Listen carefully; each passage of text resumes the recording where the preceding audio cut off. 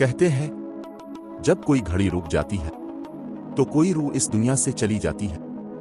रात के 3:15। इसी वक्त मरियम ने वो आवाज सुनी। न हुआ की थी, न दीवारों की, बल्कि दादा के पुराने स्टडी रूम में रखी लकड़ी की घड़ी से, जो सालों से बंद थी। टिंक टिंक टिंक। मरियम राहदारी में चली। रोशनी झिलमिला रही थी।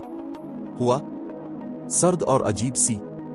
दीवारों पर लटकी तस्वीरें आज कुछ अलग लग रही थीं, जैसे सब देख रहे हों। वो स्टडी रूम पहुंची। घड़ी चल रही थी, मगर इसकी सुइयां हल भी नहीं रही थीं। अचानक एक सरगोशी इसके कान के पीछे। वक्त खत्म होने वाला है। वो पीछे मुड़ी। कोई नहीं था। दरवाजा जोर से बंद हो गया।